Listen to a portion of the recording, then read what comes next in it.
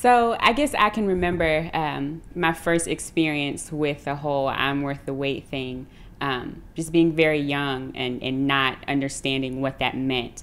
Growing up, you always have people telling you, to wait and have sex, don't have sex until you get married. But it always seemed like one of those things that was a lot easier said than done. Growing up, I had an amazing father. I have an amazing father and amazing brothers who loved me and were very supportive of everything that I did. But like most little girls, I think I just always wanted, to know and just to feel like there was someone, that there was a man outside of the family that could love me and that would love me. And so I think that was where my first experience with sex and relationships came from. I spent a lot of time in relationships that went absolutely nowhere.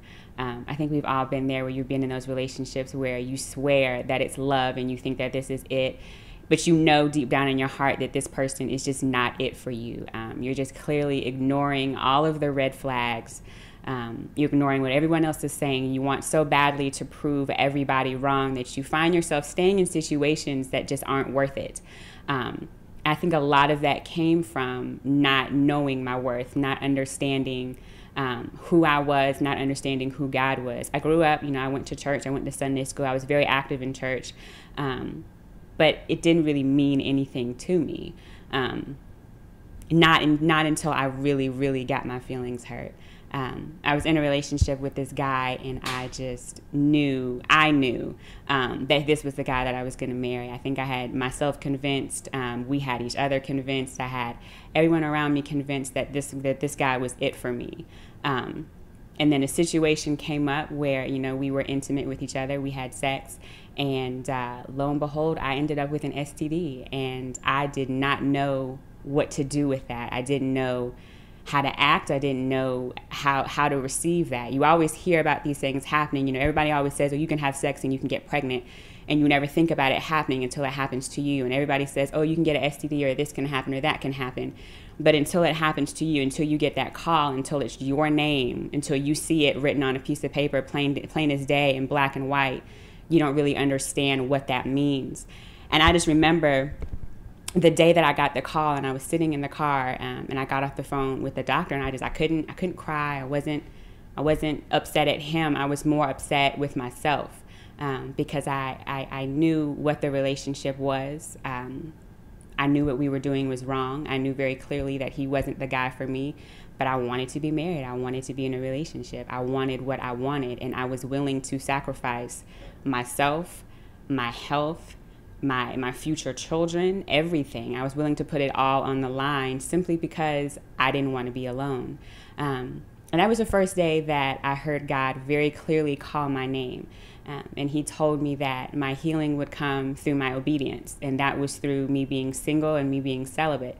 And it took me a while to get to the single part. It took me a while to get to the point where I was okay with who I was, and to be okay with being by myself. And of course, to be okay with having him out of my life, having this particular guy out of my life. But once I got to a place where I was okay with all of that, then God began to deal with me as far as telling my story. And I was shocked. I was ashamed of what had happened. I didn't want to talk about it. I didn't want to deal with it on a personal level. I hadn't told my parents. I hadn't told my siblings or anyone. It was just a secret between me and God, and I was perfectly okay to keep it that way. And then God wanted me to tell other people about it. And he kept pushing me to do it and pushing me to do it. And as soon as I did, I would meet other young ladies that had gone through the exact same experience. And in talking to them and listening to them, I felt a sort of healing come, emotionally, just realizing that you're not alone in whatever it is that you're dealing with, that I wasn't the only woman who had been in that situation, that I wasn't the only woman who felt the way that I felt. I wasn't the only woman that was hurt, that was angry, that was upset, that was frustrated. And it was comforting to be able to talk about that with other women. And then, God confirmed my healing through other people. And so I know God to be a healer. So if that's a situation that you're dealing with, just know that, that there's no situation in your life that God can't redeem. He is a redeemer and he is a healer. And no matter what your past looks like, no matter what situations that you're facing now, no matter what things that you feel like you might be taking into your future with you, God can redeem it all, and you are worth the wait. And that's the heart behind this campaign, is to let each and every woman know that you are worth the wait, and that there's literally nothing more precious than you, and there's nothing that's more beautiful than a woman who knows her worth and who knows her weight. So with that being said, I encourage you just to check out our website, www.imworththewait, or imworththewaitcampaign.org, and www.iampursued.org. You connect with me personally. My name is Danielle Irwin. I would love to continue to tell you my story, and of course, I would love to hear more of yours. Check us out.